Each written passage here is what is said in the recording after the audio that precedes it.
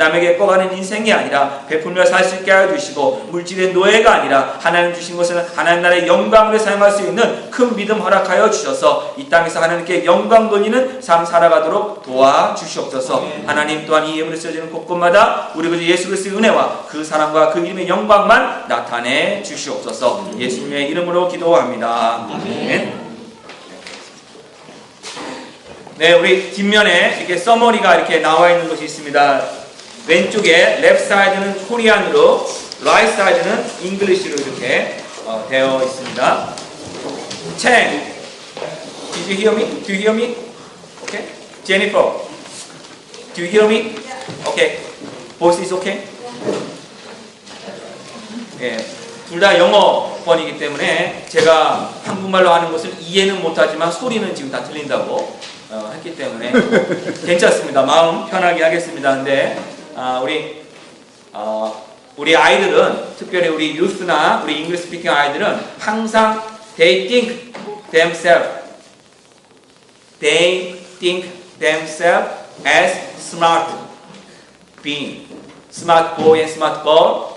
So I think you could understand what I summarize. Okay? 예. 만약에 이거를 이해 못한다면 엄마 아빠한테 가서 엄마 아빠는 왜 이렇게 모르냐고 이렇게 무시하는 그런 잘못을 범해서는 안 된다고 생각을 하면서 준비를 했습니다. 그래서 우리 같이 먼저 이제는 하나님 말씀은 잠언 Proverbs chapter 10 verse 1 여기 다 이렇게 말씀만 다 적혀져 있으니까 보시면서 보세요. 함께 읽겠습니다. 지혜로운 아들은 아비를 기쁘게 하거니와 미련한 아들은 어미의 근심이니라. 네, 여기서 아들은 딸도 됩니다. 다 모든 우리의 자녀들을 이야기하는데 저는 이 말씀을 보면서 한 가지 생각하는 게 뭐냐면 지혜로운 아들은 아버지를 기쁘게 한다. 그러니까 자녀가 지혜롭게 뭔가를 잘하고 또 이 땅에서 많은 일을 잘하고 나가면 아빠에게는, 아버지에게는 큰 기쁨이 되고 아버지에게는 영광이 되는데 미련한 아들은 왜 어머니에게만 근심이냐 이거죠. 성경이 지금. 여러분 어떻습니까? 그렇죠? 이 미련한 아들에 대해서, 자녀에 대해서 누구도 근심해야 됩니까? 아버지도 함께 근심을 해야 되는데 지금 어떻게 지혜로운 아들과 미련한 아들을 하면서 한쪽은 아버지, 한쪽은 어머니로 이렇게 구분해 놨습니다. 그래서 성경을 또 보니까 잠언 17장 Proverbs 17, 22에 이렇게 됐습니다. 미련한 자를 낳는 자는 히브리 사람들도 유대인들도 아버지가 낳는다라고 표현을 합니다. 우리도 그렇죠. 어버이 노래할 때 아버지 낳으시고 어머니 기르시고잖아요. 그렇죠? 유대인들과 굉장히 비슷한 점이 많이 있습니다. 미련한 자를 낳는 자는 아버지입니다. 여기서요. 근심을 당하나니 미련한 자의 아비는 낙이 없느니라. 마음의 즐거움은 양약이라도 심령의 근심은 뼈를 마르게 하느니라. 자녀가 미련하게 살아가면 부모가 어떻게 된다고요? 부모가 어떻게 된다고요, 여러분? 근심하고 그 근심 때문에 뼈가 삭신이 쑤시게 되고 뼈가 마르게 되는, 네, 그 일이 지금 일어난다라고 말하고 있습니다. 그런데 이걸 보면서 그러면 정말 아버지도 근심하는구나 이렇게 나왔는데 바로 그 뒤에 또 이런 말씀이 있습니다. 잠언 17장 25절 Proverbs 17:25 미련한 아들은 그 아비의 근심이 되고 그 어미의 뭐가요? 고통이 되느니라. 그러면 아버지도 근심하고 어머니도 근심하는데 성경이 말하고자 하는 것은 아버지의 근심보다 어머니의 근심이 훨씬 크다는 거죠. 동의하십니까? 이제 근심 먹은 게 아니라 정말 고통까지 간다고요. 제가 남자기 때문에 이렇게 말해도 괜찮습니다. 저도 뭐 그냥 압니다. 아들 키워서 소용없다는 말 지금 무지 듣고 있습니다. 네, 무지 듣고 있습니다. 네. 어디선가 지금 아마 태평양 건너 어느 지역에 있는 어느 부부는 지금 이 시간에 아마 그 이야기 하고 있을지 모르겠습니다. 아들 키워서 소용없다. 네, 이렇게 얘기할 수 있습니다. 남자니까 다 이렇게 말할 수 있습니다. 남자가 자식을 위해서 아버지가 근심하는 것과 어머니가 근심하는 건 다릅니다. 어머니는요, 그 근심을 넘어서 고통까지 간다는 거예요. 그럼 성경이 말하는 지혜로운 사람, 지혜로운 자녀와 미련한 자녀의 어떤 구분이 뭐냐? 잠언 10장 1절 말씀 그 뒤에 나오는 10장 5절 Proverbs 10:5에 보면 뭐라고 했느냐? 여름에 거두는 자가, 여름에 거두는 아들이 지혜로운 아들이고, 그 추수할 때, 다시 말하면 여름에 거둔다고 했기 때문에 여름에 추수하는데, 남들은 다 추수하는데 그때 잠자는 아이가 미련한 아이라고 했어요. 이게 뭘 얘기하냐면, 정말 지혜로운 사람은 무엇을 할 때, 할 시즌을 정확히 아는 겁니다. 때로는 씨를 심을 시즌이 있고 거둘 시즌이 있어요. 공부할 때, 스터디할 때가 있고 놀 때가 있어요. 그 모든 시즌이 있는데 그 시즌에 합당한 삶을 살아갈 때 그 아이가 지혜로운 자라는 겁니다. 그렇지 않으면요, 남들은 지금 다 거두고 있는데, 남들은 지금 여름에 거둔다고 그랬어요. 가을이 아니에요 지금. 그럼 여름에 거둔다고 하면 어떻겠어요 여러분? 덥죠? 땀 흘리죠? 힘들죠? 정말 차라리 여름에 낮잠 자는 게 더 좋지 않습니까? 어차피 가을에 또 뭐가 있을 텐데. 근데 성경 그렇지 않다는 겁니다. 가장 힘들고 덥고 어떻게 좀만 움직여도 너무 짜증이 나는 그 시기에 거둬야 된다는 사실이에요. 그때 일을 하는 사람이 지혜로운 아들이고 지혜로운 딸이라는 겁니다.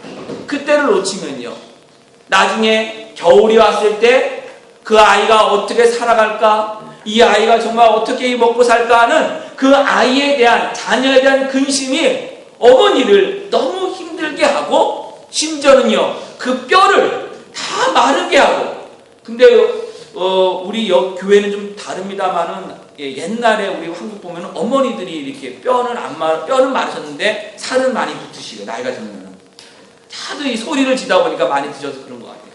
근데 아무튼 보세요, 어머니들이 정말 뼈도 많이 고통 가운데 있고, 삭신이 쑤시게 되고 그 고통 가운데 많이 아파하는 겁니다. 자, 그러면 도대체 우리가 근심한다는 것하고 고통한다는 것은, 어머니의 근심과 어머니의 고통은 무엇을 말하느냐 이거예요. 어머니가 왜 고통하고 어머니가 왜 근심하냐는 거예요. 미련한 자식 때문에. 이유가 뭘까요 여러분? 사랑입니다. 사랑하기 때문에 근심하고 사랑하기 때문에 고통 가운데 있는 겁니다. 사랑하지 않고, 여러분 보세요, 남의 집이, 솔직히 말해서 남의 집 자식이, 남의 집 아들이나 딸이 나가서 열심히 여름에 놀아요. 근심됩니까? 그 앞에서 가서는 서로 근인에 얘기할 줄 모릅니다만은, 아이고 어떡하냐 이러고 넘어가죠. 하지만 내 자녀가 그럴 때는 근심되고 고통되는 거잖아요. 우리 사람의 마음이지 않습니까? 부모가 자녀를 사랑하기 때문에, 어머니가 사랑하기 때문에 근심하는 겁니다. 아예 포기하면 근심도 안 해요. 고통 가운데 있지도 않습니다. 그러나 계속해서 어머니는 자기의 자녀를 포기할 수 없습니다. 포기하지 않습니다. 그렇기에 계속 근심하고 걱정하는 겁니다. 그래서 두 번째, 어머니의 근심과 고통은 포기하지 않는 사랑을 뜻합니다라고 했습니다. Romans chapter 9 verse 2, 3 보면 사도 바울이 이렇게 얘기합니다. 나에게 큰 근심이 있는 것과 마음에 그치지 않는 고통이 있는 것을 내 양심이 성령 안에서 나와 더불어 증언하노니. 그러면 사도 바울이 지금 근심하고 있어요, 안 하고 있어요? 자기 양심을 걸고 얘기하잖아요. 성령님 안에서 얘기하잖아요. 그럼 솔직히 말해서 사도 바울이 지금 큰 근심이 있고, 그 근심이 너무 심해서 고통 가운데 있대요. 근데 이 근심이라는 이 단어가 우리 잠언 10장 1절에 나온 그 근심의 단어와 헬라어 원 단어는 똑같습니다. 똑같아요. 그러니까 미련한 아들 때문에 근심하고 있는 그 어머니의 마음으로 근심하고 있다는 겁니다. 이 뜻 자체가. 그러면 왜 근심하느냐? 나의 형제 곧 고륙의 친척 유대인들을 위하여 내 자신이 저주를 받아 그리스도에게서 끊어질지라도 원하는 바로다. 무슨 말이냐면, 유대인들에게 하나님이 먼저 하나님의 은혜를 베풀어 주셨어요. 하나님의 백성 삼아 주셨어요. 그런데 그들이 하나님 뜻대로 살지 않습니다. 예수 그리스도를 거부합니다. 그래서 구원의 길이 끊긴 겁니다. 지금 그 사실에 대해서 그들에 대한 그 안타까움과 그들에 대한 동족에 대한 사랑 때문에 그들이 정말 하나님께 다시 돌아올 그 날을 계속 간구하고 있고, 그들 때문에 그 심령이 너무 아프다는 거예요. 구원받지 못하고 있는 자기의 동족 때문에 너무 마음이 아프다고 지금 사도 바울이 이야기하고 있는 겁니다. 사도 바울이 지금 말하고 있는 근심과 고통은 결국 무엇입니까? 사랑입니다. 사랑하기 때문에, 포기하지 않는 사랑 때문에 근심하고 고통하는 겁니다.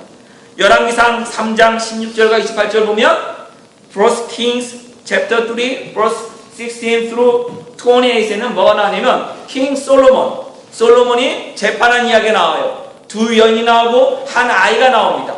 그 이야기를 통해서 우리가 아는 것은 무엇입니까? 어머니의 사랑은 정말 어머니의 사랑이 포기합니까? 포기하지 않습니까? 포기하지 않습니다. 아니요, 아들을 주라고 했는데요. 그럼 아들을 포기한 건 아닙니까? 아닙니다. 아들의 생명을 포기하지 않은 겁니다. 아들에게 유익이 있는 것을 포기하지 않는 거예요. 자기의 자존심은 내려놨어요. 자기가 옳은 것도 내려놨어요. 맞습니까, 여러분? 자기 옳은 거 내려놨어요, 안 내려놨어요? 내려놨어요. 자존심 내려놨어요, 안 내려놨어요? 내려놨어요. 그러나 무엇을 구한 겁니까? 아들의 생명을 구한 겁니다. 그게 여러분 포기하지 않는 사랑입니다.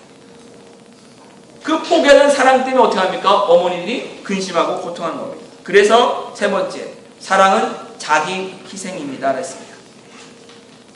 사랑은 자기를 희생하는 겁니다. 우리는 나를 사랑해 주세요. 나는 사랑받기 합당합니다. 이 소리는 듣기 좋아하는데 사랑은요, 주는 겁니다. 사랑은 주는 겁니다. 그래서 요한복음 3장 35절에 John 3:35 아버지께서, 하나님께서 아들 예수님을 사랑하사 만물을 다 그의 손에 뭐 하셨다고요?